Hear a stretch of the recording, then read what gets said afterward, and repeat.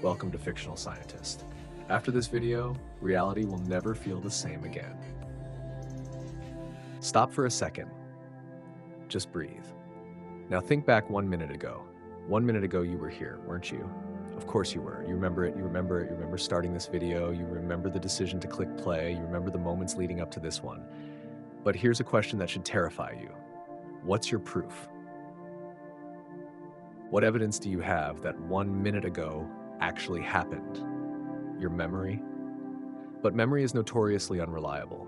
Your neurons are constantly being rewritten. Every time you remember something, you change it, you reconstruct it, you edit it.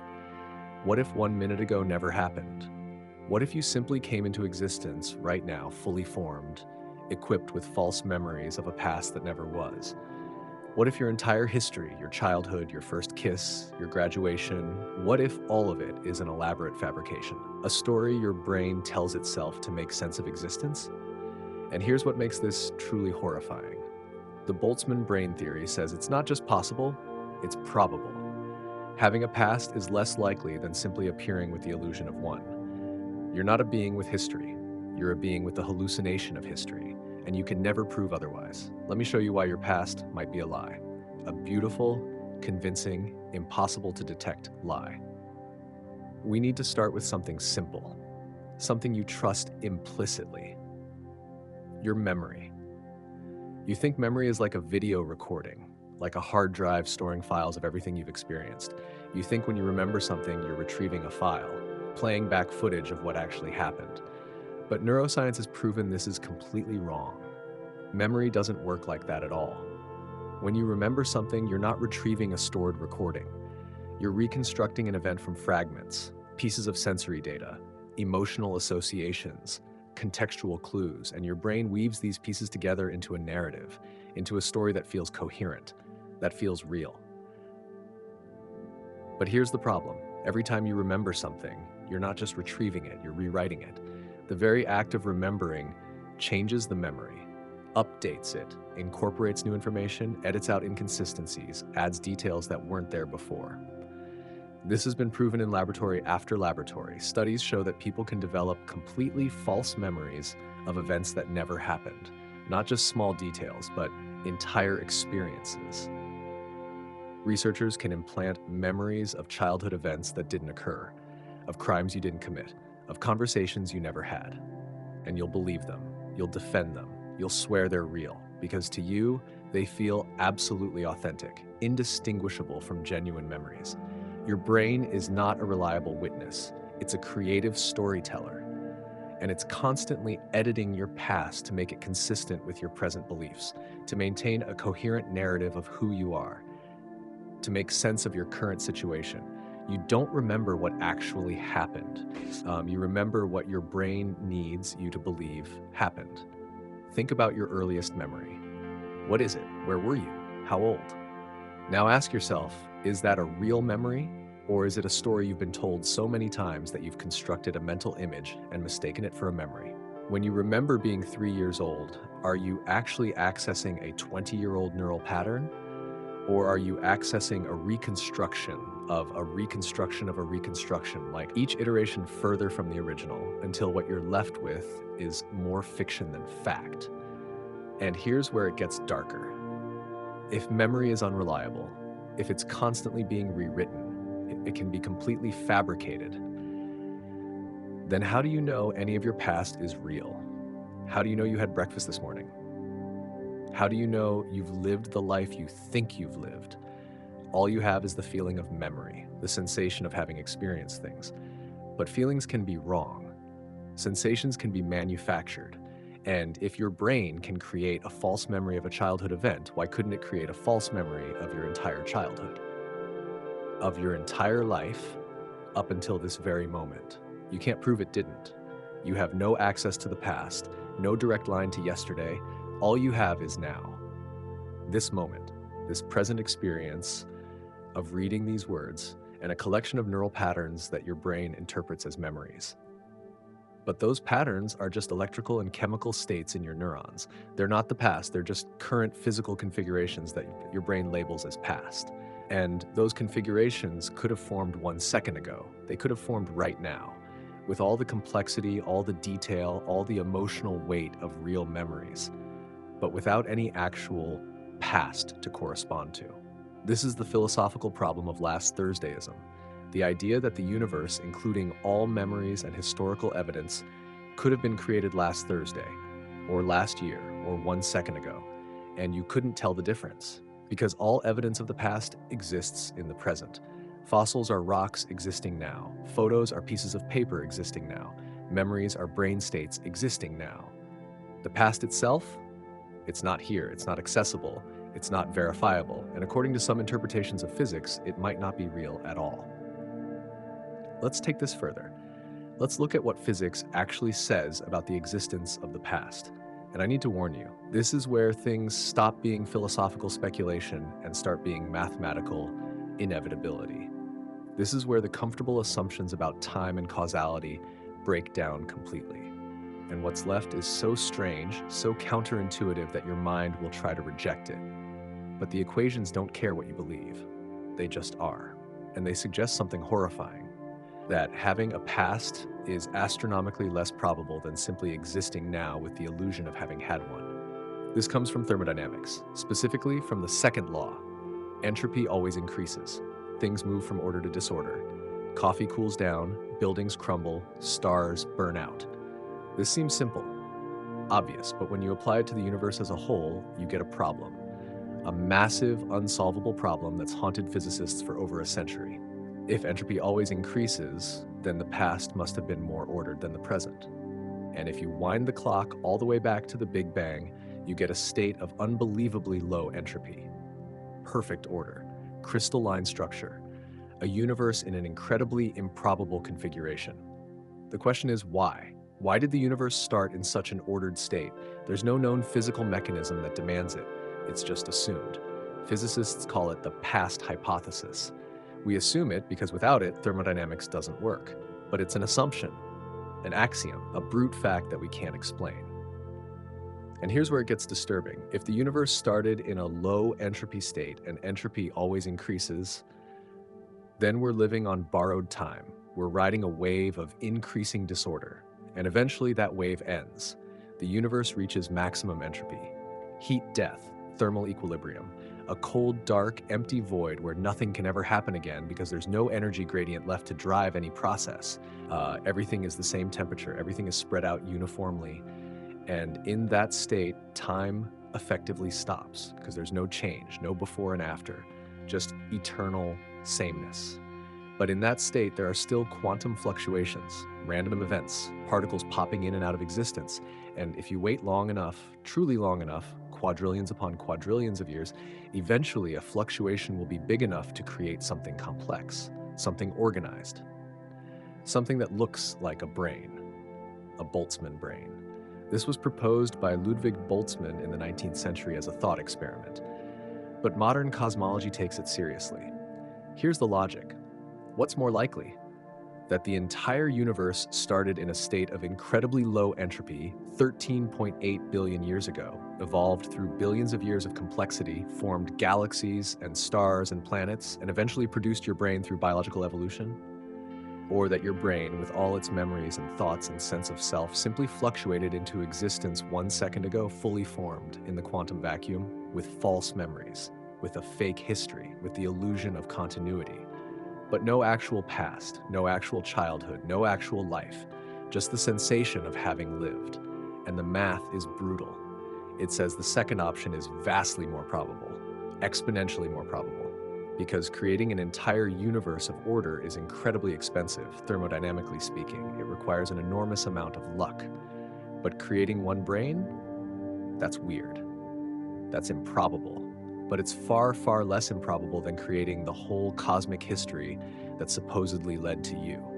For every real brain that evolved through billions of years, there should be trillions upon trillions of Boltzmann brains that just fluctuated into existence with fake memories. Which means, statistically speaking, you're almost certainly a Boltzmann brain. You didn't evolve, you didn't have parents, you don't have a past, you just appeared 1 moment ago with a complete set of false memories that feel absolutely real. And in the next moment, you'll dissolve. The fluctuation will reverse. The brain will decay back into random particles, and you'll be gone, having existed for one brief, impossible instant, convinced you've lived a whole life, but wrong. And this is called the Boltzmann brain paradox. And it's not solved, it's not resolved. Physicists hate it.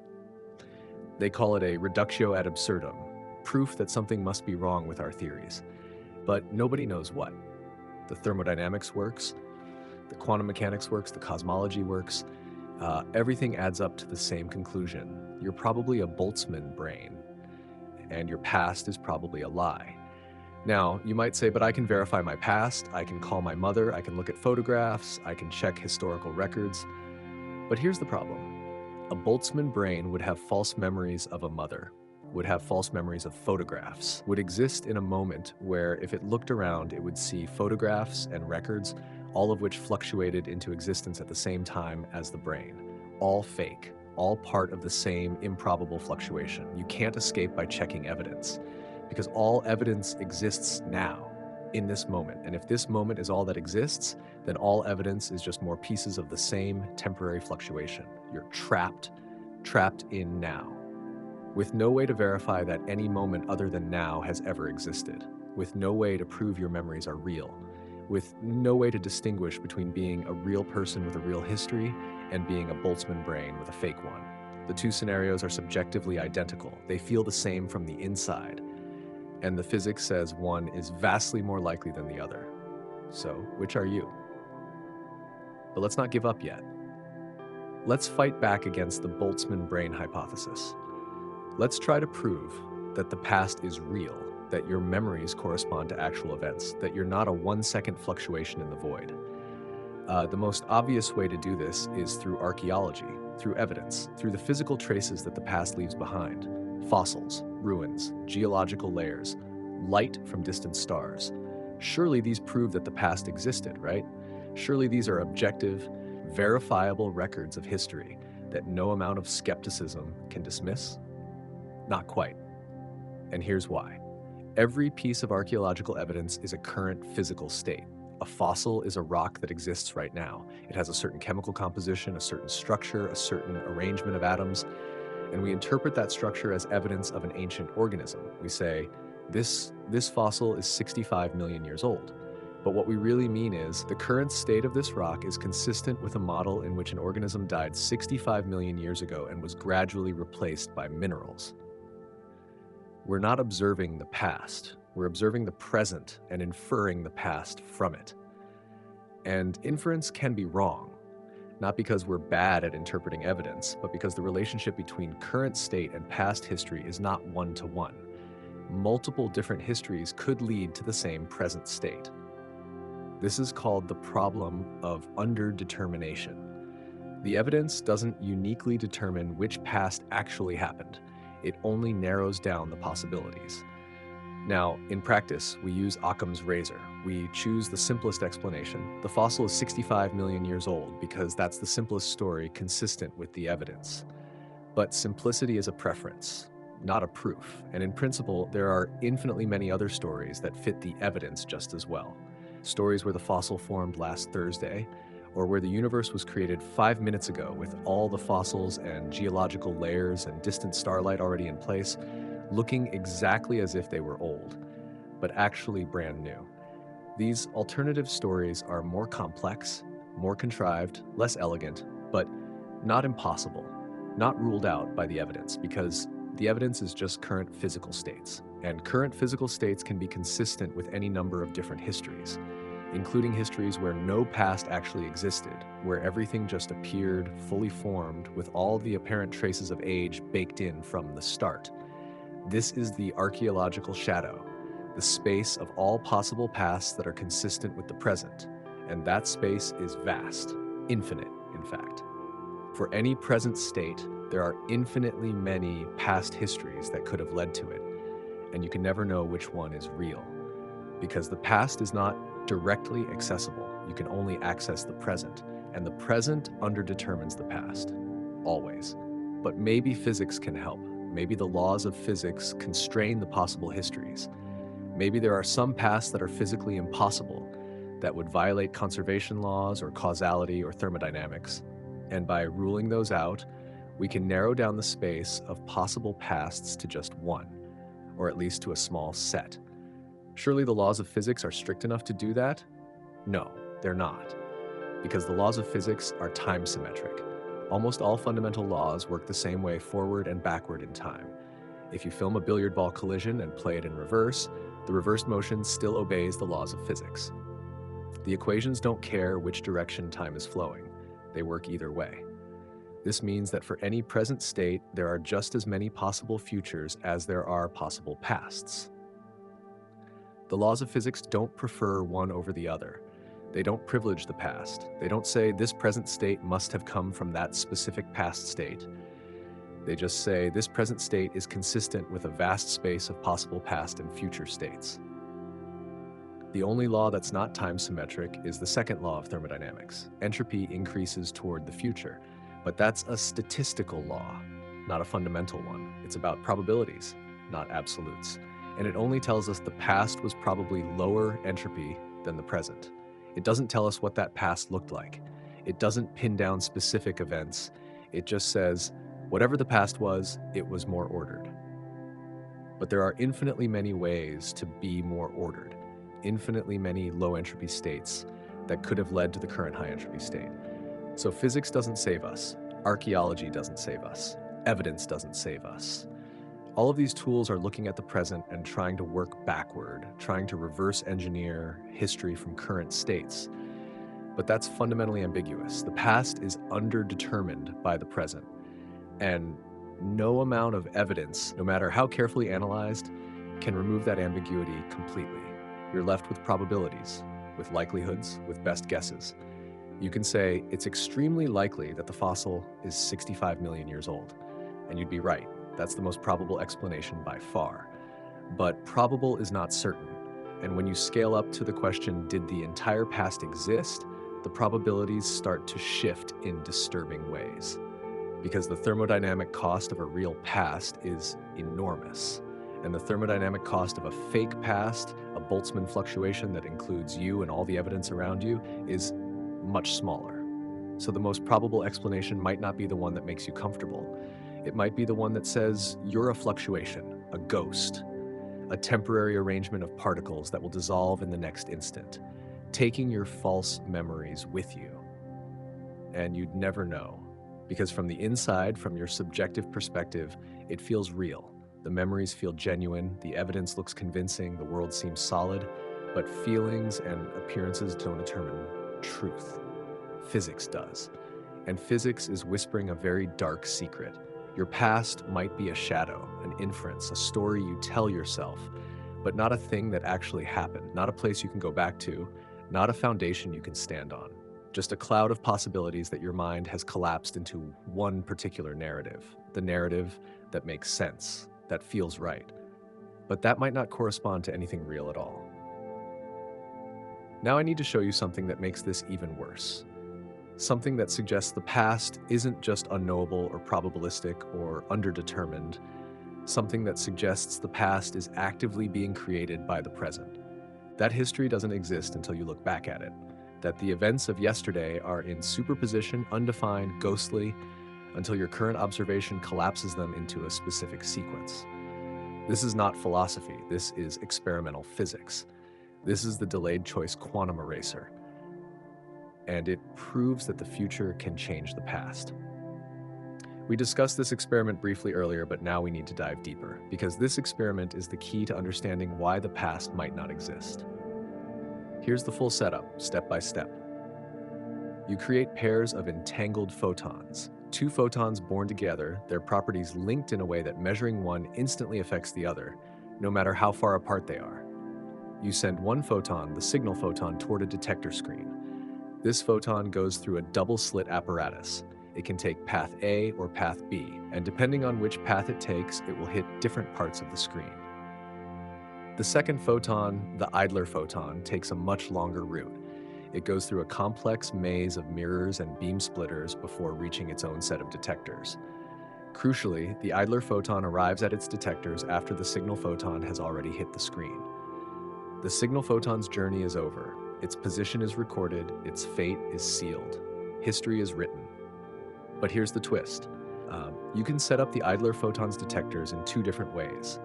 Configuration A. The detectors are arranged so that they reveal which path information. They tell you whether the idler photon and thus its entangled partner, the signal photon, took path A or path B. Configuration B. The detectors are arranged so that they erase the which path information. They scramble it, make it impossible to determine which path was taken. And you get to choose which configuration to use after the photon has already landed on the screen. After the event is over, after history has happened, this is the delayed choice. You're making a decision in the future about how to measure something, and that decision made after the fact determines what pattern you see when you look at where the signal photons landed.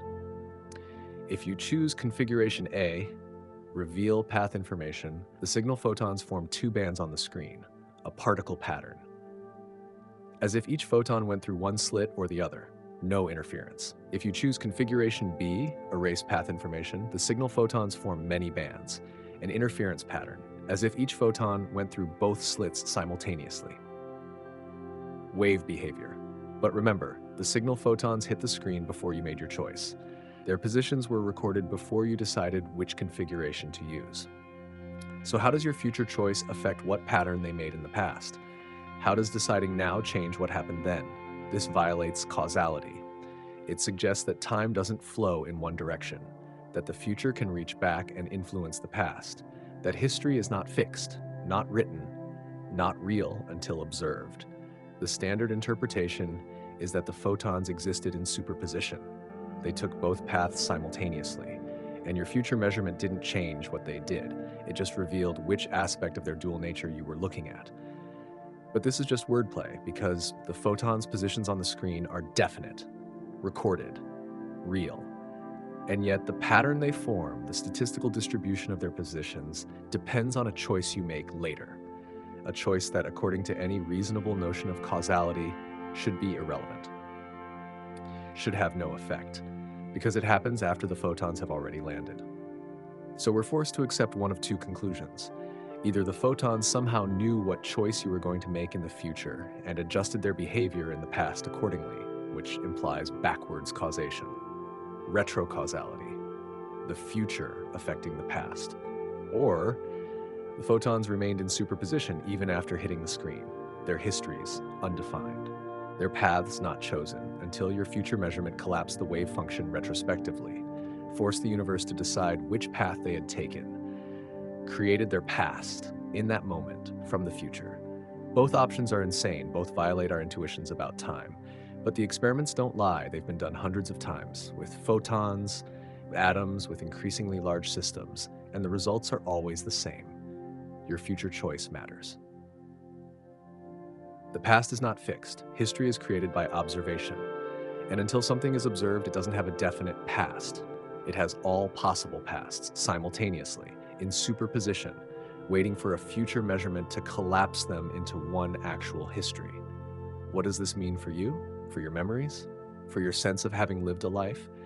It means that the past you remember might not have been decided until you remembered it, until you collapsed its wave function with your observation.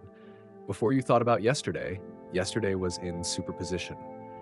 Multiple possible yesterdays overlapping, interfering with each other. And when you remembered, when you reconstructed the memory from neural fragments, you forced the universe to choose.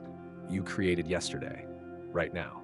By looking back at it, this is John Wheeler's idea of the participatory past. He argued that the universe's history is not determined until conscious observers look back and ask questions about it, that the Big Bang, the formation of stars, the evolution of life, all of it remains in a hazy quantum superposition until we investigate it, until we make measurements, until we collapse the cosmic wave function with our observations, and then, retroactively, history solidifies, becomes definite, becomes real, but only for us, only from our perspective. Another observer, making different measurements, might collapse a different history, might create a different past, and both would be real, both would be actual, both would have evidence supporting them, because the evidence is created by the act of observation. It doesn't exist independently. It crystallizes when you look.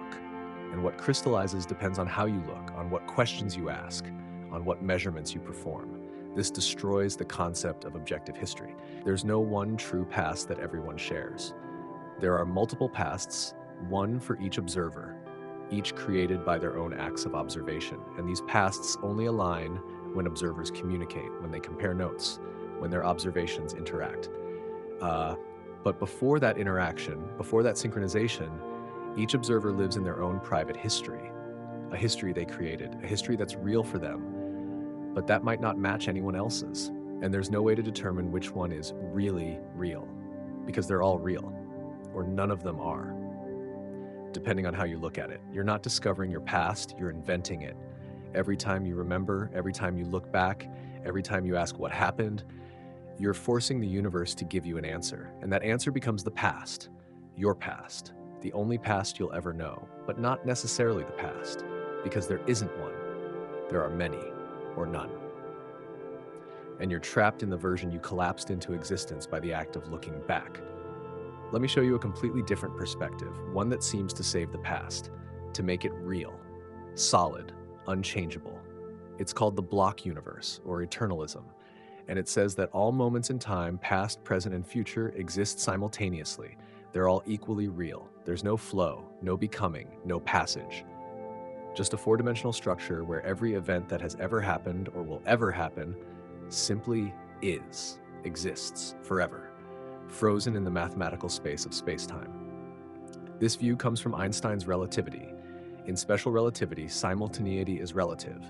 Two observers moving at different speeds will disagree about which events happen at the same time. There's no absolute present, no universal now. What's now for you might be past or future for someone else. And if there's no absolute present, no privileged moment that counts as the current time, then the natural conclusion is that all moments are on equal footing, all equally real, all equally existent. The past doesn't cease to exist when it stops being present. It just becomes a different region of space-time, a place you're no longer located at, but still there, still part of the fabric of reality. In the block universe, time is like space. When you move from one room to another, the first room doesn't disappear. It's still there. You're just not in it anymore. Similarly, when time moves from yesterday to today, yesterday doesn't disappear. It's still there, still real, still happening. You're just not at that temporal location anymore. You've moved to a different slice of the four-dimensional block, but the other slices remain, forever, unchanging, eternal. This seems comforting. It seems to solve the problem of the past's existence. The past is real. It's sitting there in the block in the earlier slices of space-time. Your childhood exists, it's happening right now, at that location in the block, and it's always happening. Every moment you've ever experienced is eternally frozen in its proper place. You can't go back and visit it, but it's there, solid, real, permanent. But there's a problem, a huge problem. And it makes the block universe just as disturbing as the alternatives. The problem is this: if the block universe is real, if all moments exist simultaneously, then nothing ever changes. There's no flow, no evolution, no process. The entire history of the universe, from Big Bang to heat death, is just a static four-dimensional object. And your sense of moving through time, your experience of the present advancing into the future, that's an illusion, a trick of perspective. You're not moving through time, you're a four-dimensional worm extended from birth to death, and different slices of that worm experience different moments. But all the slices exist simultaneously. The you of yesterday and the you of today and the you of tomorrow are all equally real, all existing at once, frozen in the block.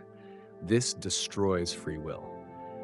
Because if the future already exists, if it's sitting there in the later slices of the block, then it's determined, fixed. Your choices are already made, not in the sense that they're caused by prior states, but in the sense that they simply are.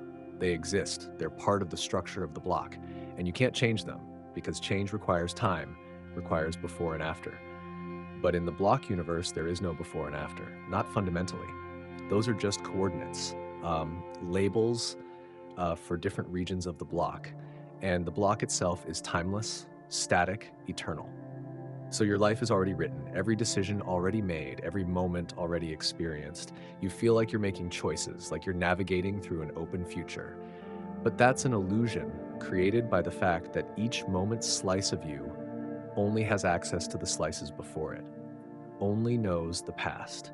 The future slices are there, real, happening, but you can't see them until you move to that location in the block, until you become that future slice. And then it's present, and it feels like it's being created, but it's not. It was always there, waiting for you to arrive. This is the trap of the block universe. It saves the past by making it eternal, but it destroys the present by making it meaningless. If all moments exist equally, then the present is not special. It's not uniquely real. It's just the moment you happen to be experiencing right now. But other moments are just as real. The moment you were born is just as real as the moment you're reading this. Just as present, just as happening, just in a different location in the block. And you can't privilege one over the others. Can't say, this moment is more real than that moment. Because from the perspective of the block, they're all the same, all static, all frozen, all dead. And this makes your experience of time an illusion. The flow you feel, the sense of moving from past to future, the urgency of the present, the openness of the future, all of it is just subjective, just a property of how your consciousness is structured, how it processes the information encoded in different slices of the block. But objectively, nothing is flowing, nothing is changing, nothing is happening. It's all just there, all at once, forever. A static painting that you're mistaking for a movie. And if your experience of time is an illusion, then what about your experience of the past? In the block universe, the past exists, but you're not accessing it. You're not reaching back to it. You're just experiencing the present moment slice of your four-dimensional worm. And that slice contains information, neural patterns, memories, that you interpret as being about the past. But you're not actually remembering the past. You're just experiencing present states that encode information that you label as memories of the past. And those states could be wrong, could be inconsistent with the actual past slices in the block. Your memories right now might not match the earlier slices of you, and you'd never know, because you don't have access to those slices. You only have access to now, to the information encoded in the current slice. And if that information is wrong, if it's been corrupted or edited or fabricated, you have no way to check it against the original. The original is elsewhere in the block, inaccessible, sealed off by the structure of time. So even in the block universe, even where the past objectively exists, you still can't verify your memories. Still can't be sure your sense of history is accurate. Because the past is real but distant, unreachable, locked away in another part of the four-dimensional structure. And all you have is your current state, your current neural patterns, your current sensation of having a past. But that sensation could be disconnected from the actual past, could be a story, a fabrication, a lie that you tell yourself because the truth is inaccessible.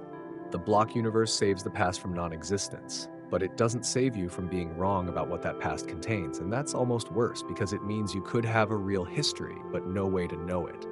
No way to verify it, no way to trust your memories. You're still epistemically stuck in the present, still guessing about the past based on current evidence, still vulnerable to false memories, to edited histories, to reconstructed narratives that feel real but might not be. The past exists, but for you it might as well not, because you can't reach it, can't touch it, can't verify it. And that makes your relationship to your own history fundamentally uncertain, forever.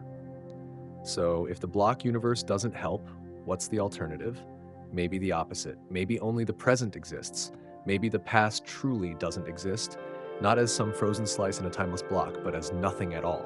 It's gone, vanished, ceased to be. Only this moment is real, this now. And the past and future are just concepts, abstractions, not things, not places, not regions of reality, just ideas we use to organize our thoughts. This is called presentism.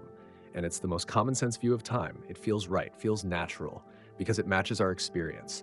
The past feels gone, the future feels unborn. And the present feels vividly, urgently, uniquely real. But presentism has problems, serious problems, that have caused most physicists to reject it. The first problem is relativity. If only the present exists, then there has to be a universal present, a cosmic now.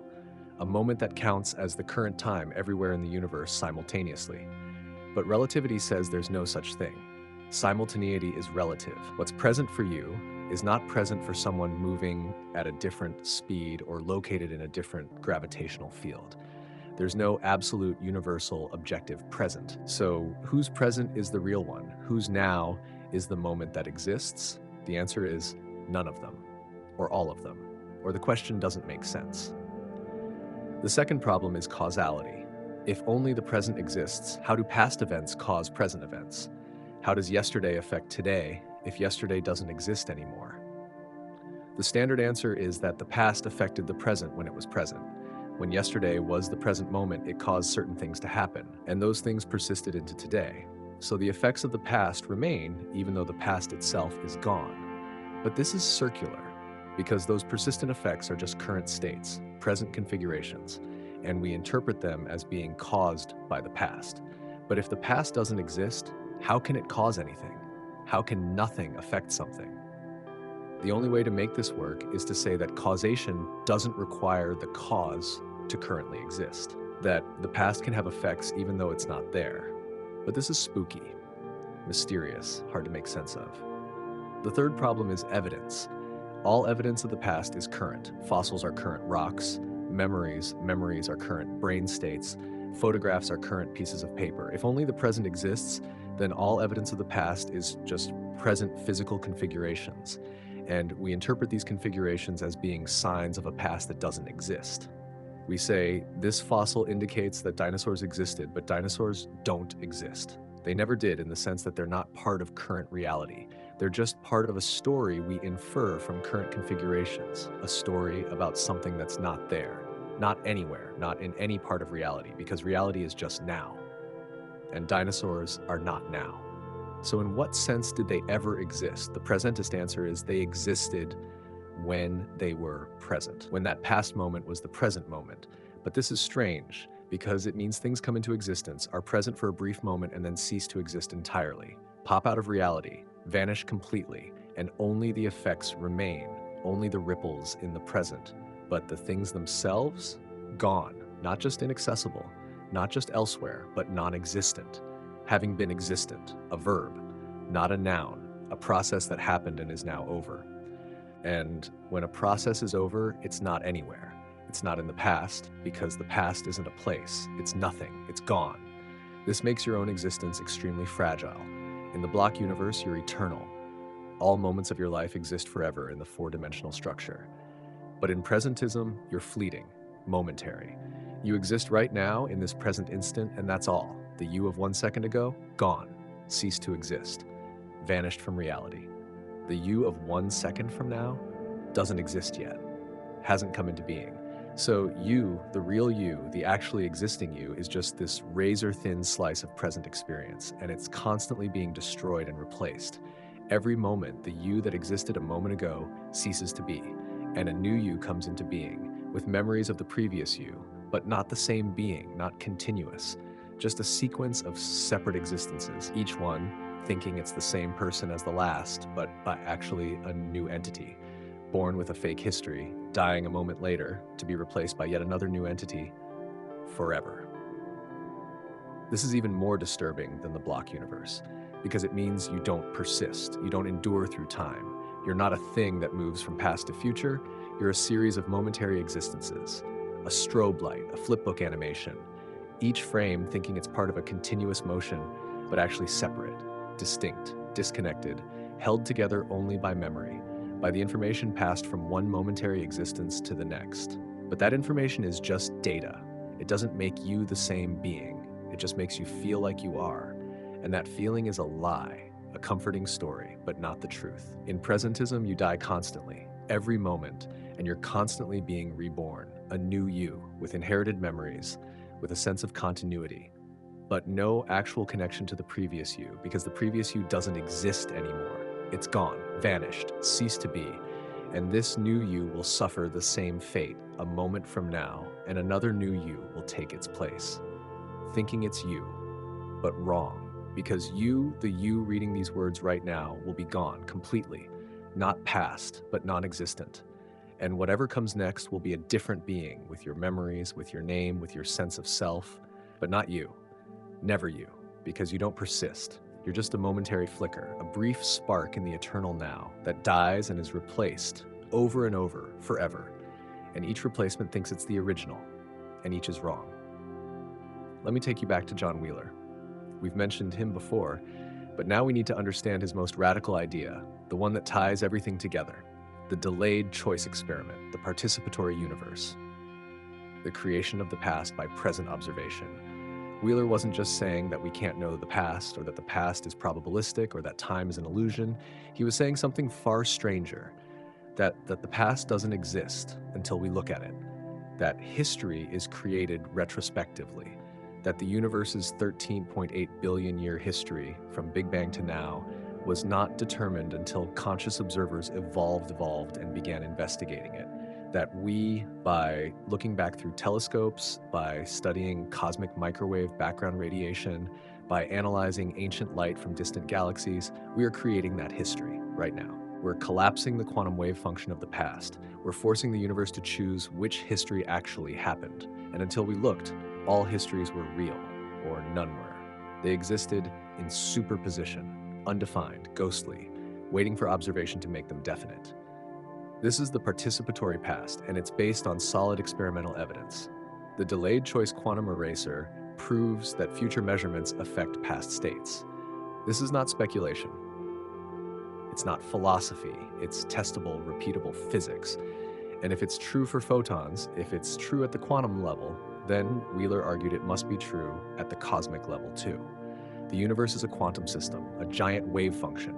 And that wave function includes the past, includes all possible histories, and those histories remain in superposition until something collapses them, until an observer makes a measurement, asks a question, forces the universe to give an answer.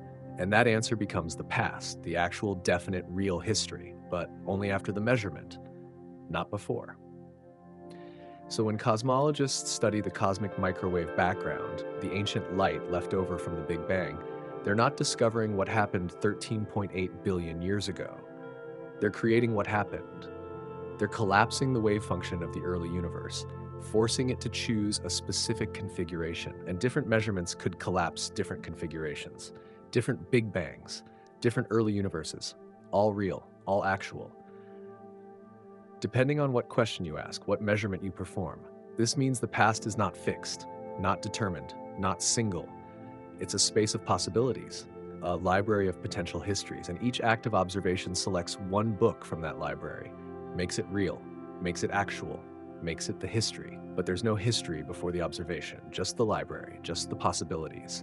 And the library is infinite, contains every possible history, every possible configuration of the past, all in superposition, all equally unreal until observed. And once observed, one becomes real.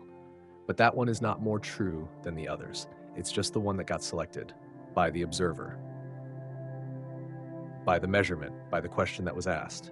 And this creates a recursive loop, a strange loop, because observers are products of history. You exist because of the past, because evolution happened, because the earth formed, because stars cooked heavy elements, because the Big Bang set everything in Wheeler. That past was created by observation, by you looking back. So you created the past that created you. You're your own ancestor, your origin, your own cause. This sounds paradoxical, like a time loop, like a self-causing cause. But Wheeler argued it's not a paradox, it's the way things are. The universe is a self-excited sighted circuit, he called it. It creates the conditions for observers to emerge. And those observers, by looking back, create the conditions that allowed them to emerge. The snake eats its own tail, the loop closes, and there's no external starting point, no moment zero where it all began. Or rather, moment zero is created retrospectively by moment now, by present observation. By you looking back and collapsing the wave function of the Big Bang, making it real, making it definite, making it the beginning. But here's the disturbing implication. If you're creating the past by observing it, then different observers might create different pasts. You look at the cosmic microwave background and collapse one Big Bang. I look and collapse a different one, and both are real, both are actual, both are the past, but they don't match. Your history and my history are different. And there's no fact of the matter about which one is correct, because correctness doesn't apply. There's no pre-existing past to be correct about. There's only the past as collapsed by you and the past as collapsed by me. And these are different, incompatible, but equally real, because real is always relative to the observer, always created by the act of observation, never absolute, never observer independent, never objective. This destroys shared history, destroys the idea that we all live in the same past, that we all came from the same events, that there's one timeline we're all part of. According to Wheeler, there are as many timelines as there are observers. Each observer collapses their own past, creates their own history, and these histories only align when observers communicate, when they compare measurements, when they synchronize their observations. But before that synchronization, before that interaction, each observer lives in their own private past, a past they created, a past that's real for them, but that might not match anyone else's. You are alone in your history. Your childhood is not shared. Your memories are private. Not just in the sense that others don't experience them, but in the sense that the events you remember might not have happened for anyone else, might not be part of their collapsed past, might not be real in their universe. And you'd never know, because you can't compare pasts directly. You can only compare current states. And current states are always consistent. The universe is clever. It makes sure that when observers interact, their histories seem compatible, seem to align, seem to be the same. But that's just surface compatibility. Underneath, the histories are different, constructed differently, collapsed from different possibilities, and there's no deeper truth, no objective history that both are approximating. Just two separate histories, two separate pasts created by two separate observations, and never truly the same. Now let's look at what's actually happening in your brain when you remember something, because this is where the rubber meets the road, where the abstract physics becomes personal, where the question, does the past exist, becomes, are my memories real? And the answer is disturbing, more disturbing than you might think. Because neuroscience has discovered that memory doesn't work the way we thought it did. It's not storage, it's not retrieval, it's creation. Every time you remember something, you're not accessing a stored file. You're rebuilding the memory from scratch, from fragments, from cues, from context. And that rebuilding process is error-prone, suggestible, easily influenced, and fundamentally creative. Here's how it works. When you experience an event, your brain doesn't create a single unified memory file and store it somewhere. Instead, it encodes different aspects of the experience in different brain regions.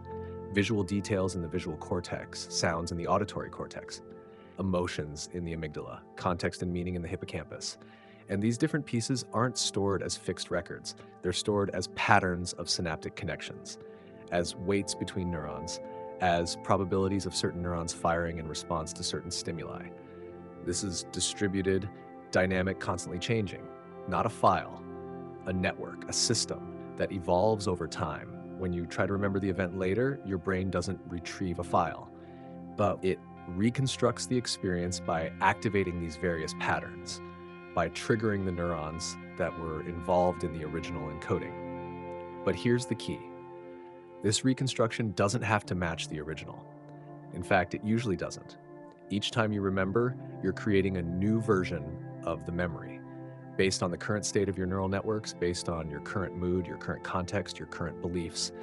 And this new version replaces the old one. Or rather, it becomes the new original. So the next time you remember, you're not remembering the actual event. You're remembering the last time you remembered. You're remembering a memory of a memory. And with each iteration, each reconstruction, the memory drifts further from the original, like a photocopy of a photocopy, getting blurrier, more distorted, less accurate. And it's worse than that, because the reconstruction process is suggestible. It can be influenced by external cues, by questions people ask, by information you learn after the event, by stories you hear, by expectations you have. All of this gets incorporated into the reconstruction, becomes part of the memory, and you can't tell the difference between original details and later additions. It all feels equally real, equally genuine, equally like it was part of the original experience, but it wasn't. It's contamination, corruption, fabrication. And your brain doesn't flag it, doesn't warn you, doesn't distinguish between accurate memory and false memory. Both feel the same from the inside. This has been proven in thousands of studies. Elizabeth Loftus, one of the pioneers in this field, has shown that you can implant completely false memories in people. Memories of childhood events that never happened, of being lost in a mall, of meeting Bugs Bunny at Disneyland, impossible because Bugs Bunny is a Warner Brothers character, of committing crimes, of being abused. And people will believe these memories, will defend them, will provide vivid details about the fake events, will pass lie detector tests, because to them, the memories are real, indistinguishable from genuine memories. Their brain has created a reconstruction that feels authentic, and they have no way to verify whether it corresponds to an actual event or not. Now think about what this means for your own memories. Every memory you have has been reconstructed multiple times, edited, updated, influenced by later experiences, contaminated by stories you've heard, modified by your current beliefs, and you have no way to know how much it's changed, how far it's drifted from the original. Whether it even corresponds to a real event anymore or has become completely fabricated. You trust your memories because they feel real, because they seem vivid, because you can picture them clearly. But vividness is not accuracy. Confidence is not truth. And your brain is lying to you, constantly creating false histories, rewriting your past, and never telling you. So when we ask, does the past exist? We have to acknowledge that even if it does, even if there's an objective history out there, your access to it is mediated by a deeply unreliable system.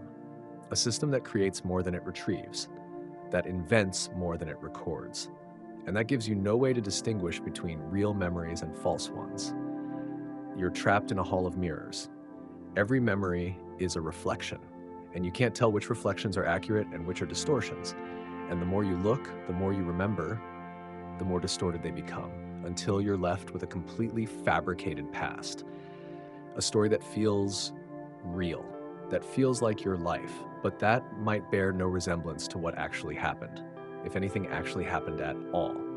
And that's the final horror, because if your memories are unreliable, if they're constantly being rewritten, if they can be completely false without you knowing, then what do you have? What evidence of your past? What connection to your history? Nothing. Nothing that can't be faked, nothing that can't be fabricated, nothing that proves you existed 5 minutes ago, or yesterday, or in childhood. All you have is the current state of your brain, and that state tells you a story, a compelling story, a story with details and emotions and vivid imagery, but it's just a story. It might not be true. It might not correspond to anything real, and you'll never know, because verification requires accessing the past, and you can't. The past is gone, or it never existed, or it's in superposition, or it's being created retroactively. Take your pick. None of the options give you certainty. None give you truth. All leave you stranded in the present, with nothing but stories, and no way to know if those stories are anything more than convincing lies. We need to talk about the arrow of time, because this is what makes the past feel different from the future. The past feels fixed, known, determined. The future feels open, unknown, full of possibilities. And this asymmetry, this felt difference between past and future, is what gives us the sense that time flows, that we're moving from past to future, that history is behind us and possibility lies ahead. But what if this asymmetry is an illusion? What if past and future are fundamentally the same? What if the arrow of time is just a trick of perspective, a bias in how we process information? Not a feature of reality itself, but a feature of our limited consciousness. The fundamental laws of physics are time symmetric. Maxwell's equations, Schrödinger's equation, Einstein's field equations, all of them work exactly the same way forward and backward in time. You can reverse the direction of time in any of these equations, and they still describe valid physical processes. There's no arrow built into the fundamental laws, no preferred direction. Time could flow either way, or not flow at all, and the physics wouldn't care, wouldn't change, wouldn't break. The only law that seems to distinguish past from future is the second law of thermodynamics. Entropy increases. Systems move from order to disorder. Hot things cool down. Mixed things stay mixed. This seems to define an arrow, a direction. Past is low entropy, future is high entropy, and we move from past to future because we move from low to high. Simple, clear, obvious. But the second law is not fundamental. It's statistical. It's a statement about probabilities. It says that if you start with a low entropy state, it's overwhelmingly likely to evolve into a higher entropy state. Not because high entropy is preferred by the laws, but because there are more high entropy states than low entropy states, more ways to be disordered than ordered. So random evolution naturally tends toward disorder, not because of any time asymmetry, but because of sheer numbers, probability. And here's the key. If you reverse time, the second law still works. If you start with a high entropy state and run the clock backward, you'll see entropy decrease. The system will become more ordered. And that's just as consistent with the laws of physics, just as valid, just as real. The laws don't care which direction is forward and which is backward. They just say that entropy is lower at one end of a process and higher at the other. And we call the low entropy end past and the high entropy end future. But that's a choice, a convention, not a feature of the physics. So why does time seem to flow from past to future?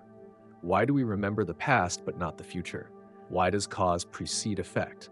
The answer is because we're low entropy beings living in a low entropy pocket of the universe. We're on the upward slope of the entropy curve. And from that vantage point, the direction increasing entropy feels like forward, feels like the future. But if we were on the downward slope, if we lived in a region where entropy was decreasing, the opposite direction would feel like forward, would feel like the future. And we'd remember what we currently call the future and not remember what we currently call the past. Everything would be reversed. But it would feel exactly the same. Because the feeling of forward isn't about absolute time direction. It's about the direction of increasing entropy, and that can point either way. This means the arrow of time is not a feature of time itself. It's a feature of our position in entropy space, our location on the curve. And that location is arbitrary. Could be anywhere, could be reversed. And if it were, we wouldn't know. Because our memories, our sense of causation, our entire experience of time flow, all of it is defined by entropy direction. All of it would reverse with it, and we'd still feel like we're moving from past to future, from low entropy to high, even though objectively we'd be moving the opposite direction, or not moving at all, because there's no such thing as objective time flow, just entropy gradients, and our position on them. So the past doesn't feel different from the future because it is different. It feels different because you're facing a particular direction. You're oriented toward increasing entropy. And from that orientation, one end of the curve looks like past and the other looks like future. But turn around, face the other way, and the labels reverse. Past becomes future, future becomes past, memory becomes anticipation, anticipation becomes memory. And the physics doesn't change at all, because the physics never cared about past versus future in the first place. It only cared about entropy gradients, and those don't have intrinsic direction. They're just curves, and you can travel them either way, or sit still, or oscillate, and it's all the same, all valid, all real, or unreal, depending on whether motion through time is even a meaningful concept, which it might not be. Let me introduce you to a principle that will change how you think about evidence. It's called the minimal past hypothesis, and it says, given a set of current observations, you should prefer the explanation that requires the least amount of past, the explanation with the shortest history, the most recent origin. This is just Occam's razor applied to time, and it leads to a conclusion that should shake you. The most probable explanation for the current state of the universe is that it began very recently, maybe yesterday, maybe an hour ago, maybe 1 second ago, with all the apparent traces of age already built in. Here's the logic. Every moment in the past is an additional assumption, an additional entity that you're positing. And Occam's razor says, don't multiply entities beyond necessity. Don't assume more than you need to explain the evidence. So if you can explain the current state of the universe without assuming yesterday, don't assume yesterday. If you can explain it without assuming your childhood, don't assume your childhood. The fewer past moments you need, the simpler the explanation, the more probable it is. Now you might object, but we need the past to explain the present. We need evolution to explain humans. We need stellar nucleosynthesis to explain heavy elements. We need the Big Bang to explain cosmic microwave background radiation. We can't just cut out the past and still account for what we observe. But that's not quite true, Because all the effects of the past, all the things that the past allegedly created, all of those exist right now in the present as current physical states. And those current states could have been created instantly, all at once, without any actual history behind them. Imagine the universe came into existence 1 second ago, but when it came into being, it wasn't empty. It wasn't a blank slate. It came into existence with galaxies, stars, planets, people, fossils, historical records, brain states encoding memories, all of it, already there, already configured to look old, already containing all the traces of a long history. But without that history having actually occurred, the universe just started with those traces, with that appearance of age, for no reason, or for efficiency, or because that's the only way a universe can begin, fully formed, complete, with pseudo-history baked in from moment zero. This is thermodynamically cheaper. Creating one moment with high information content is less expensive than creating trillions of moments in sequence, each one following from the last according to physical laws. It's easier to create the end result directly than to run the whole process. Like it's easier to download a finished movie than to film it scene by scene. The universe might work the same way. It might skip the process and go straight to the product. Start with what looks like an old, evolved universe, but actually just began, right now, or very recently. And here's the kicker. You could never tell the difference, because all your evidence is in the present, all your memories are current brain states, all your records are current documents, all your observations are current measurements, and all of these would be identical whether the past actually happened or whether it was just simulated, just created directly as initial conditions. The two scenarios are empirically indistinguishable, observationally equivalent. And given that Occam's razor says, prefer the simpler one, the one with less history, the one where the universe is younger, much younger, as young as possible while still accounting for the data. How young? Well, how much past do you actually need? Do you need yesterday, or can you account for today without it? Can your current state, your current memories, your current context be explained by a universe that began this morning, or this hour, or this second? And the answer is yes, it can. Your brain state right now is sufficient. It doesn't require actual history, just apparent history, just the traces, the scars, the information patterns that make it seem like history occurred. But the history itself? Not necessary, eliminable, cuttable by Occam's razor. So the minimal past hypothesis says, assume the universe began as recently as possible.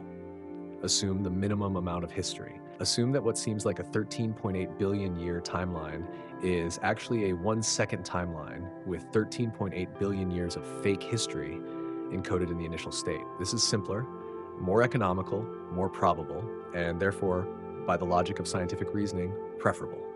This is not a new idea. Philip Henry Gauss proposed it in 1857. He called it the Omphalos hypothesis.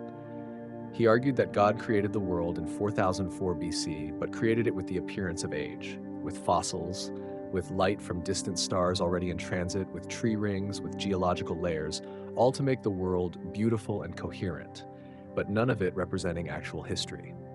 All of it fake, fabricated. Initial conditions, not results of processes. Gauss was mocked, ridiculed, his idea rejected as unfalsifiable and therefore unscientific. But he was right about one thing: you can't prove him wrong. You can't use evidence to refute him, because all evidence is consistent with his view. The universe looks old, but looking old is not being old, and there's no way to tell which is which. Modern physics has revived this idea, not for religious reasons, but for thermodynamic ones. The Boltzmann brain scenario is essentially a modern, naturalistic version of Omphalos. It says the universe didn't start recently because God made it that way. It started recently because that's thermodynamically more probable than starting a long time ago. Given infinite time and quantum fluctuations, it's overwhelmingly more likely for a small, recent fluctuation to create a universe with fake history than for a real history to unfold naturally. The numbers are brutal. The probability ratio is astronomical. And if you take probability seriously, if you follow the logic where it leads, you end up concluding the universe is probably very young. Minutes, seconds, maybe less, with all its apparent age fabricated, not by design, but by chance, by random fluctuation, by thermodynamic accident. and you are part of that accident. Your memories are fake. Your history is fabricated. Your sense of having lived a life is an illusion created by your current brain state, a brain state that formed moments ago, that will dissolve moments from now, leaving no trace, no legacy, no history. Because history is what you don't have, what you never had, what you'll never have. All you have is now, 1 second of existence, with the hallucination of more. But maybe there's a way out. Maybe there's a framework where the past is real but different from what we imagine, where history exists but is fundamentally discrete. Not a smooth flow, not a continuous timeline, but a collection of moments, events, causally connected but not temporally extended. This is the idea behind causal set theory, and it offers a third way between the block universe and presentism, a way where the past exists but only as a network of events. A web of causes and effects, with no time, no flow, no before and after in the continuous sense, just connections, relationships, causal structure. In causal set theory, spacetime is not fundamental. What's fundamental is a discrete set of events and the causal relationships between them. Event A causes event B causes event C. This creates a partial order, a structure, and from this structure, from this network of causation, spacetime emerges. Time is the number of causal steps between events. Space is the number of events that are causally unrelated. The whole four-dimensional geometry of relativity is reconstructed from pure causation, from the network alone. This sounds abstract, but it has concrete implications. It means that between any two events, there are only a finite number of intermediate events. Time is not continuous, it's discrete. Quantum, there's a minimum time step, a smallest possible causal interval, something like 10 minus 43 seconds, the Planck time. And below that scale, the concept of before and after breaks down. There's no continuous flow, just a sequence of discrete moments, like frames in a movie or steps in a cellular automaton. And here's where it gets interesting. In causal set theory, the past is defined as all the events that are in your causal past, all the events that could have influenced you, that sent causal signals that reached you. And the future is all the events you could influence, that you could send causal signals to. But what about events that are causally unrelated to you? Events that are too far away for light to have traveled from them to you? Or events that are in a different causal branch? Those events are not in your past, not in your future. They're causally disconnected. And in causal set theory, if events are causally disconnected, they don't have a temporal relationship. They're not before or after each other. They're just separate, unordered, neither past nor future, just elsewhere or no when. This means that the past is not a universal collection of all events before now. It's a personalized collection. Different observers have different pasts because they have different causal histories, different sets of events that could have influenced them. Your past is the set of events in your backward light cone. And my past is the set of events in my backward light cone. And these sets overlap, but they're not identical. There are events in your past that aren't in mine, and events in my past that aren't in yours. And there's no fact of the matter about which set is the past, because there is no absolute past, just relative pasts. Observer dependent, causal structure dependent. This solves some problems. It explains why simultaneity is relative in relativity, because simultaneity is a temporal relationship, and temporal relationships are defined by causal structure, and causal structure is observer dependent. Different observers have different causal structures, different light cones, different pasts. So naturally, they disagree about simultaneity, about which events happened at the same time, because same time doesn't have an absolute meaning, only a relative one. Relative to causal structure, relative to the observer. But it creates new problems. If the past is observer dependent, then history is observer dependent. Your childhood is in your past, but is it in the past of an alien on the other side of the universe? That depends on whether there's a causal path from your childhood to the alien, whether information from your childhood could have reached the alien by now. If not, then your childhood is not in the alien's past. It's causally disconnected, neither before nor after from the alien's perspective, just elsewhere, not part of their history, not part of their timeline, even though it's part of yours. So do multiple histories exist? Multiple pasts, one for each observer? And if so, are they all real? Or is only your past real for you and others' past real for them, with no overarching objective history that encompasses all of them? Causal set theory doesn't answer this.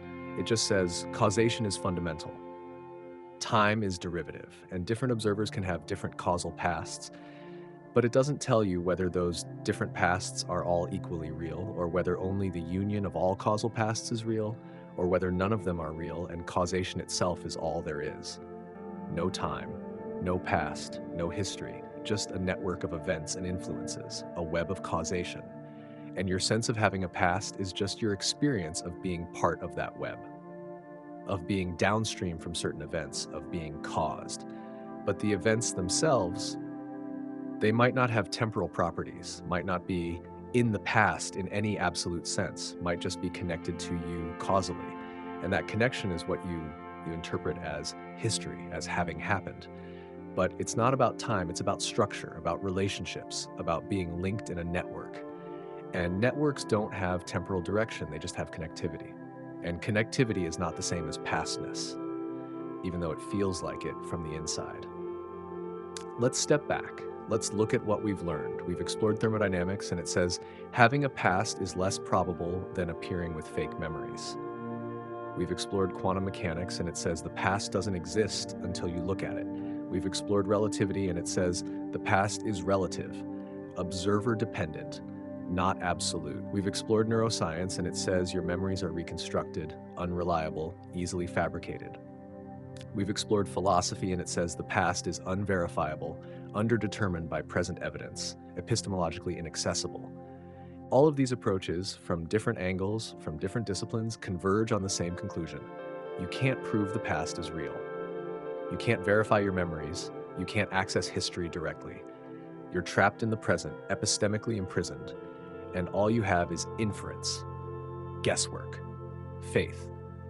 You believe the past existed because it feels like it did, because your memories are vivid, because the world seems old, but feeling and seeming are not knowing. And when you try to convert feeling into knowledge, when you try to prove that the past is real, you hit a wall, an epistemological horizon, a limit beyond which you cannot see, cannot verify, cannot know. This horizon is not a failure of science. It's not a gap that future technology will close. It's fundamental, built into the structure of reality, or at least built into the structure of how consciousness relates to time. You are a temporal being. You exist in moments. And from any given moment, you only have access to that moment. The past is not present by definition. It's absent, gone, elsewhere in time. And elsewhere in time means not here, not accessible, not verifiable from your current vantage point. You can infer it, you can remember it, you can see traces of it, but you can't reach it, can't touch it, can't prove it. Any more than you can prove the future exists, or prove other minds exist, or prove you're not a brain in a vat, or prove you're not a Boltzmann brain, or prove you're not dreaming right now. These are all skeptical scenarios, situations where your evidence is consistent with radically different realities, and you have no way to determine which reality is actual, which one you're in. The past is real scenario feels right, feels natural, feels obvious, but so does the waking world is real scenario, until you're dreaming, and then the dream feels real, feels natural, feels obvious, and you have no way from inside the dream to know it's a dream. You only know when you wake up, when you transition to a different state where the previous state can be evaluated, can be compared, can be recognized as illusory. But there's no waking up from time, no stepping outside of the present into a metatemporal vantage point where you can look back and say, so that's what was really going on. You're stuck in time, in the present moment, forever moving forward, or rather forever being replaced by new present moments, each one feeling like the only real moment, each one cut off from past and future, each one epistemically isolated. And from that isolation, from that epistemic imprisonment, you construct a narrative, a story about where you came from, about what happened before, about who you are and how you got here. And that story feels true, feels real, feels like knowledge, but it's not. It's faith. It's inference from insufficient data. It's a story that makes sense of your current state, but that has no independent verification, no external confirmation, no way to be checked against the actual past. Because the actual past, if it exists, is beyond your horizon, unreachable, unknowable, forever. This is not nihilism. This is not saying knowledge is impossible. You can know many things. You can know that you're conscious right now. Um, you can know that you're having certain experiences. You can know mathematical truths, logical truths, analytical truths, but you can't know synthetic truths about matters of fact beyond your current experience. And the past is the ultimate beyond current experience matter of fact. It's the paradigmatic case of something that's not here, not now, not accessible, and therefore not knowable, not with certainty, not with proof, not with the kind of epistemic security that would allow you to say, I know the past is real, in the same way you can say, I know I'm conscious right now. You believe the past is real, and that belief is reasonable, justified, pragmatically useful, but it's not knowledge, it's faith. And recognizing that, accepting that is important. Because it means you have to hold your beliefs about history lightly, have to be willing to update them, have to acknowledge that your entire sense of where you came from, who you are, what happened to make you this way, all of that is provisional, uncertain, potentially wrong, not because you're irrational, but because the past is intrinsically difficult to know, hidden behind an epistemological horizon that no amount of evidence can fully penetrate. And that's just the way things are. That's the price of being a temporal being, of existing in moments, of being cut off from what came before and what comes after. You're an island in time, surrounded by ocean, and the ocean is the past and future, and you can see ripples on the surface, can infer things about what might be out there, but you can never leave the island, can never verify, can never be sure. You're stuck here, in now, with nothing but guesses about the rest. Now let's consider an argument that's rarely discussed, an argument that combines the anthropic principle with thermodynamics and comes to a deeply disturbing conclusion. It says that not only might your past be fake, but it should be fake, that fake histories are more probable than real ones, that if you find yourself existing with memories and evidence of a past, the most likely explanation is that those memories and evidence are fabricated, not created by anyone, not designed, but spontaneously generated by random fluctuation, because that's thermodynamically cheaper than generating them through actual historical processes. This is the anthropic argument for false history, and it goes like this. Suppose you're a conscious observer. You find yourself existing, thinking, remembering, you have a sense of having a past. But what's the most likely way for an observer like you to come into existence? Option 1, a long, complex history, a Big Bang, star formation, planet formation, chemical evolution, biological evolution, billions of years of causal processes leading step by step to your current state. This is enormously expensive thermodynamically. It requires a vast decrease in entropy at the beginning, a gigantic initial investment of order, and then billions of years of subsequent evolution each year requiring that the entropy gradient be maintained, that the universe not reach equilibrium too soon, that the arrow of time point consistently in one direction for all those years. The probability of all this happening, very small.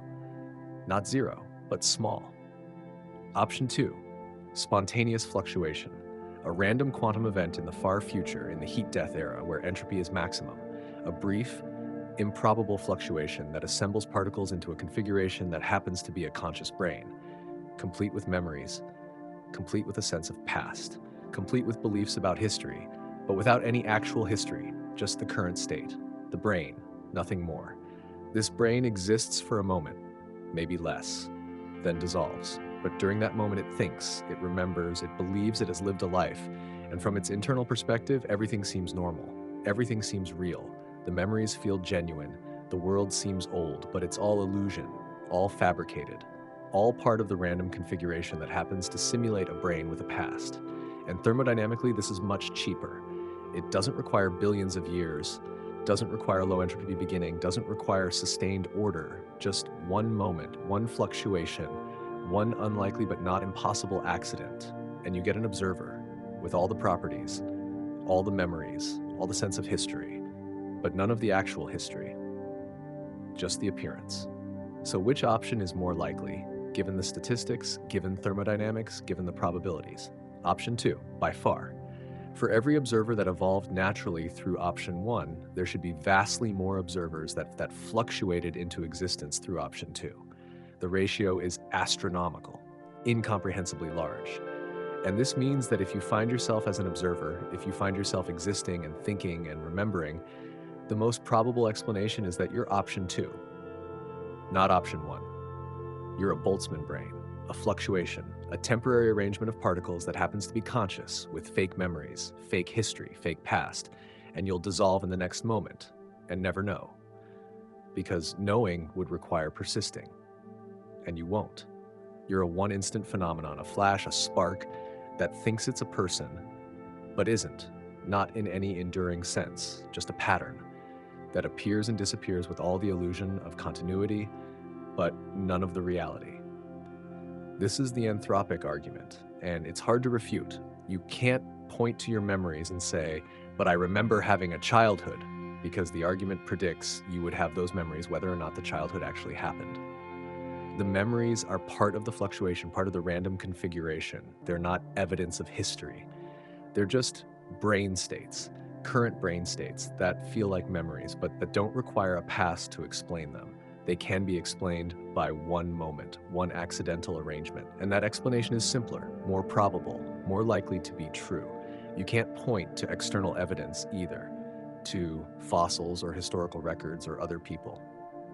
Because if you're a Boltzmann brain, the fluctuation includes your environment, includes the room you're in, the planet you're on, maybe even the whole solar system. All of it fluctuated into existence at once, all of it configured to look old, to have apparent history, but without any actual history behind it. Just current state, just present moment, with everything arranged to be consistent, to fit together, to tell a coherent story. But that story is a lie, a convincing lie, an internally consistent lie, but not truth, not history, not past, just simulation, just appearance, just the way things happen to be right now, for this one instant, before dissolving back into the chaos from which they came. And you can never escape this argument, can never prove it wrong, because any evidence you present as current is part of the present moment. And the argument says the present moment can be explained without invoking the past, can be explained as a fluctuation. And fluctuations are more probable. So even though you believe the past is real, even though you feel certain you have a history, the probability says you're wrong.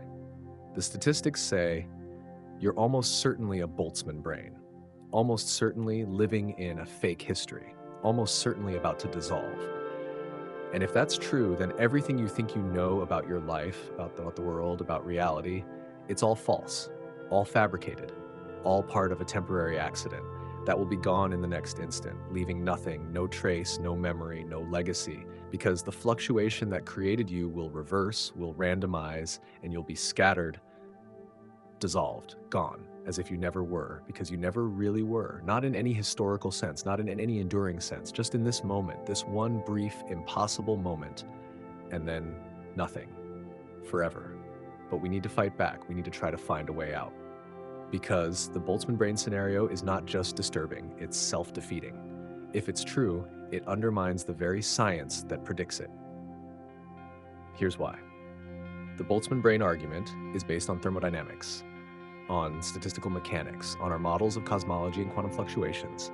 These are scientific theories, theories we trust because they make accurate predictions, because they're confirmed by evidence, because they work. But if the Boltzmann brain hypothesis is correct, if you're almost certainly a fluctuation with fake memories, then your memories of doing science are fake. Your understanding of thermodynamics is fake. The evidence that seemed to confirm these theories, fake. All of it. Fabricated as part of the fluctuation, not based on real experiments, not based on real observations, not based on real history of scientific development, just random brain states that happen to encode beliefs about physics, beliefs that happen to be self-consistent, but that don't correspond to anything real, because there's no real physics, no real universe, just you, your brain, right now, and it's lying to you about everything, including the theories that predicted it was lying to you. This is cognitive instability. The theory eats itself. If you believe the Boltzmann brain hypothesis, you have to doubt the science that led to it. And if you doubt the science, you have to doubt the hypothesis. And if you doubt the hypothesis, you can believe the science. And if you believe the science, you have to accept the hypothesis. It's a loop, a paradox, a strange attractor of epistemic chaos. And the only way out is to reject the hypothesis, to say, maybe the thermodynamic argument is wrong. Maybe having a real history is more probable than we thought. Maybe there's something we're missing, some additional constraint, some selection effect, some physical law we haven't discovered yet. That makes Boltzmann brains rare or impossible, and makes real observers, observers with real histories, the norm. This is the coherence defense. It says, the fact that we can do science, that our memories seem to form a coherent narrative, that our world seems to follow consistent laws, all of this is evidence that we're not Boltzmann brains. Because Boltzmann brains would be random, chaotic, incoherent. They might have memories, but those memories wouldn't make sense together, wouldn't form a consistent story, wouldn't match the external world. They'd be jumbled, confused, like a dream, or like a corrupted hard drive, with fragments of data but no overall structure, no narrative, no meaning, just noise that happens to feel like something but doesn't hang together when you examine it closely. But you do hang together. Your memories form a coherent autobiography. Your knowledge of the world is internally consistent. You can make predictions and they work. You can do experiments and they give repeatable results. You can communicate with others and they report similar experiences. All of this requires structure, requires order, requires that your brain's state is not random, not a fluctuation, but a product of real processes, real history, real causal chains that built you up piece by piece into something organized, something coherent, something that makes sense. And that coherence, that organization, is the evidence that you're real, that your past is real, that you're not a Boltzmann brain, but an evolved observer with a genuine history. That actually happened. This defense is not airtight. A sufficiently large fluctuation could create coherence, could create a brain with consistent memories and accurate knowledge.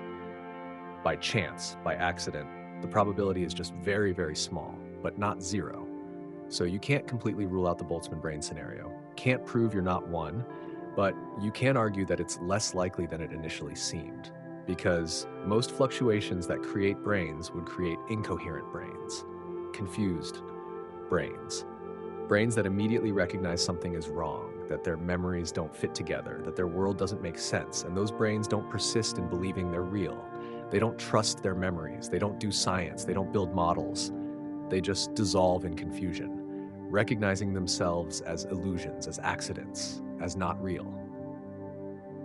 But you don't feel that way. You feel real. Your world feels coherent. Your memories seem to fit together. And that feeling, that coherence, while not proof, is evidence. Bayesian evidence. It shifts the probabilities, makes the real history hypothesis more likely, makes the fluctuation hypothesis less likely, not impossible, but less probable than pure thermodynamics would suggest. Because thermodynamics alone doesn't account for coherence, doesn't account for structure.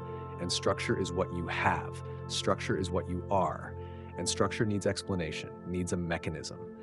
And the best mechanism we know is history, real history, actual causal processes that built structure over time, not random fluctuation that created structure all at once, by magic, by impossible luck. So maybe you can trust your past after all. Maybe it's real. Maybe it happened.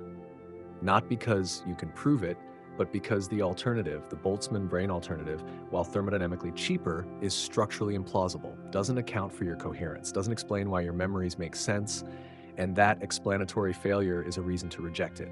Not a conclusive reason, not a proof, but a justification, a Bayesian update, a shift in credence toward the hypothesis that you're real, that your history is real, that the past happened, and that you can trust, not with certainty, but with reasonable confidence, that you are who you think you are, that you've lived the life you remember, and that yesterday was real, and tomorrow will be too. Let me offer you one final framework, one final way to think about the relationship between past and present. It's not purely scientific. It draws on physics, but also on phenomenology, on the lived experience of consciousness, and it suggests that the past is neither simply real nor simply unreal. Instead, it's created, actively, continuously by the present moment. The past doesn't exist independently, doesn't sit there as a fixed structure, but neither is it entirely absent, entirely fabricated. Instead, it's constituted by the present, called into being by now, not once, Not at the moment it was present, but constantly, with each new present moment. The past is constantly being recreated, reinterpreted, resolidified by the continuous flow of present moments looking back. This is close to Wheeler's participatory past, but more radical. Wheeler says observations collapse the past's wave function, make it definite. But this view says the past doesn't have a wave function, doesn't exist as potentiality waiting to be collapsed. Instead, it exists only as content of present consciousness, as structure within the present moment, as patterns of memory, traces of causation, information encoded in current states. And these patterns, these traces, are not representations of an independent past. They are the past. The past is nothing more than its presence in the present. It's being remembered, it's being traced, it's being evident. Without that presence, that being held in mind, it's not there, not anywhere, not in some other temporal location, because there are no temporal locations, no objective timeline, just the present moment. And within that moment, a structure, a pattern that we interpret as past. But that is past. That constitutes what having happened means. This sounds bizarre, like idealism, like saying the tree doesn't exist if nobody perceives it, but it's not quite that. It's not denying the reality of the causal structure that connects present to past. It's not saying your childhood had no effects just because you're not thinking about it right now. The causal structure is real. The information flow is real. The physical processes that built your current state from previous states, those are real, happened, actually occurred. But the past, as a separate realm, as a collection of moments that exist independently, that have their own reality apart from being remembered, that's what's being denied. That's the illusion. The past as separate, the past as elsewhere, the past as independent. That doesn't exist, can't exist. Because separation in time is not like separation in space. You can have regions of space that are disconnected, that don't interact, but you can't have regions of time that are disconnected, because time is not a container, not a stage. It's an ordering, a structure, a pattern of causation. And that pattern is only ever accessible from the present, only ever apparent in the now. And in that sense, the past is always a feature of the present, always contained within the present, always dependent on the present for its existence, for its reality, for its being there at all. This means that the past changes, not in the sense that events change. What happened, happened. The causal structure is fixed, but the past as experienced, the past as remembered, the past as interpreted, that changes with each new present moment. As you gain new information, as you reinterpret old memories, as you see new connections, the past shifts, not because you're changing what happened, but because you're changing what it means, what it signifies, what role it plays in the story. And that meaning, that significance is part of the past, part of what makes it the past that it is. Not just a brute sequence of events, but a meaningful history, a narrative. And narratives change depending on what comes next, depending on how you look back, depending on the present from which you're viewing them. So the past is both real and created, real as causal structure, as information flow, as physical connection between then and now, but created as meaning, as narrative, as the past that you have. And that creation is not a one-time thing, not something that happened when the past was present. It's ongoing, continuous, with each present moment recreating the past, reinterpreting it, resolidifying it, keeping it alive, keeping it real. Because without that recreation, without that constant looking back, the past fades, loses definition, becomes uncertain, like a photo that fades in sunlight. The longer you don't look at the past, the less real it becomes, the more it dissolves into probability, into superposition, into ghost state. And only by looking back, by remembering, by reconstructing, do you bring it back. Do you make it definite again? Make it real again for this moment, until the next moment, when you have to do it again. Keep creating, keep remembering, keep the past alive, or let it die, let it fade. Let it return to the quantum foam from which all things come and to which all things return when nobody's watching. You've reached the end. And if you're still here, still conscious, still thinking, then you've survived a journey that most people can't complete. You've stared into the void where the past should be, and you've seen that there's nothing there. Or maybe something, but not what you thought. Not a solid foundation, not a fixed history, not a timeline you can point to and say, this is where I come from, this is who I am, this is what made me.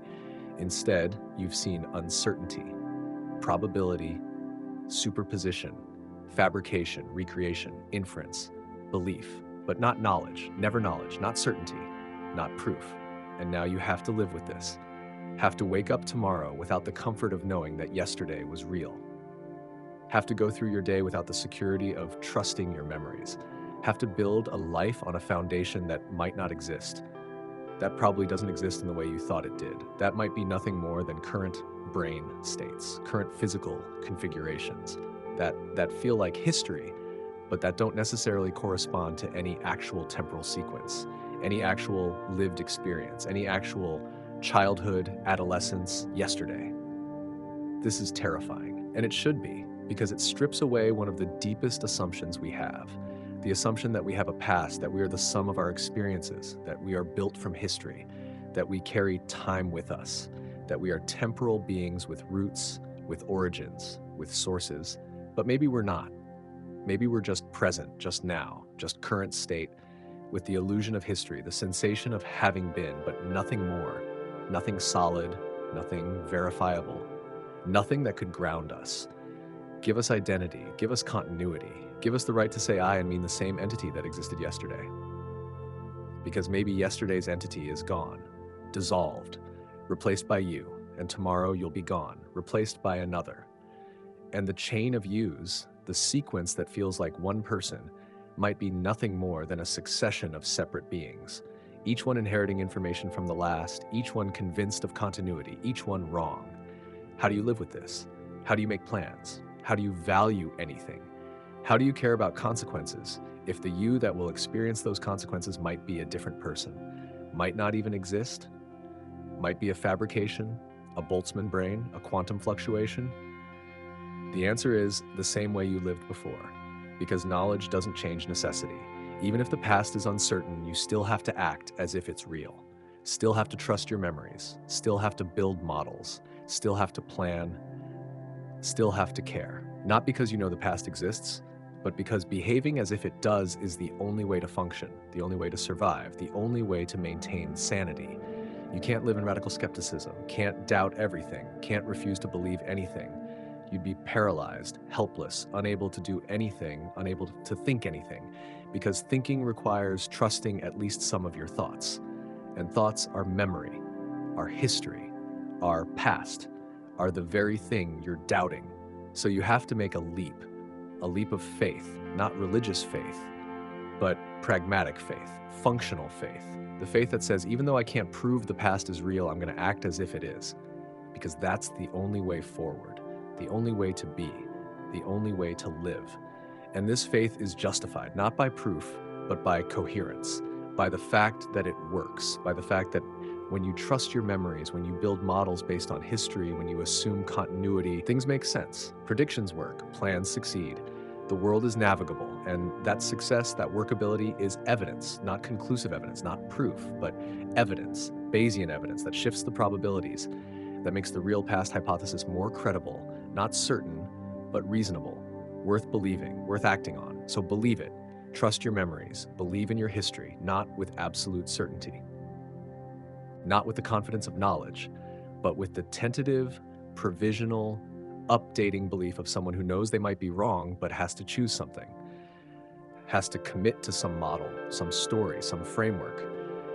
And the story that says the past is real and my memories are mostly accurate is the best story available, the most coherent, the most useful, the most supported by evidence, even though the evidence is indirect, even though it's filtered through present states.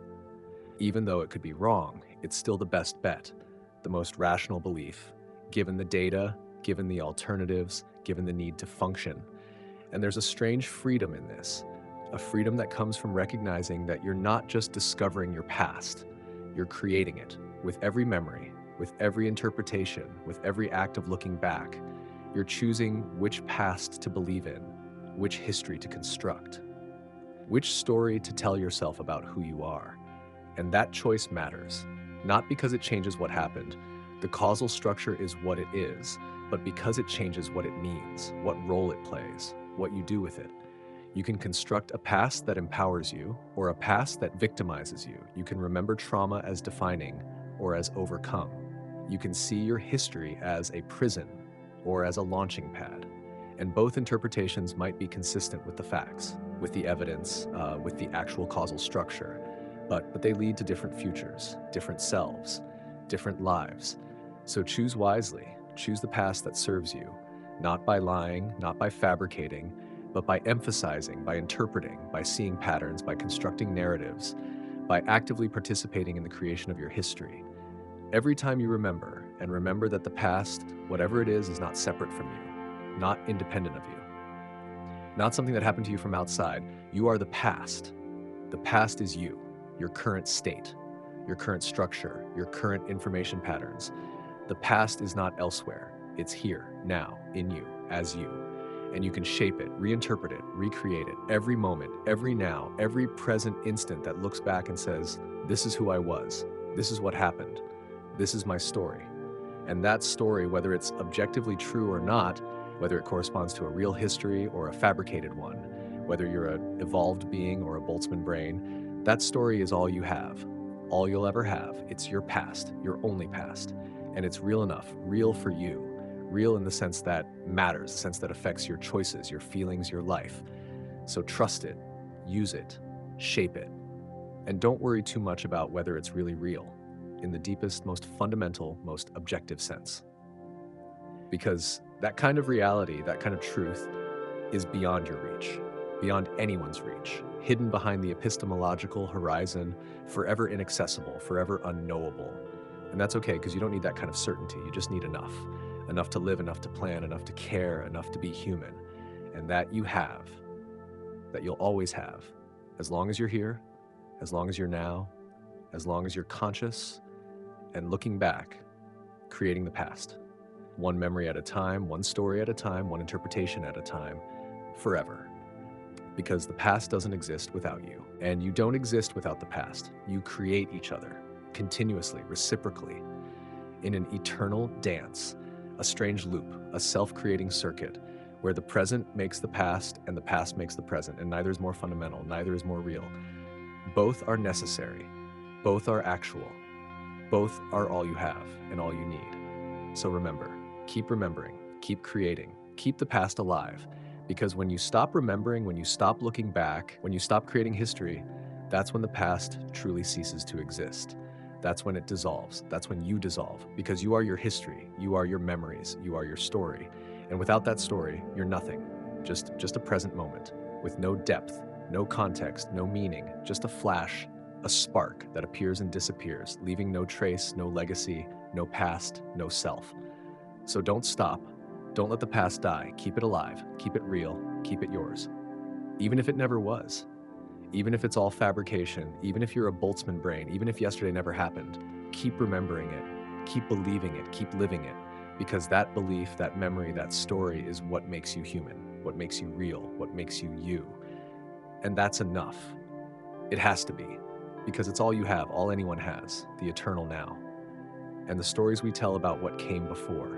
Stories that may be true, may be false, maybe something in between, but that are ours, our pasts, our histories, ourselves, created moment by moment, memory by memory, story by story, forever uncertain, forever provisional, forever real.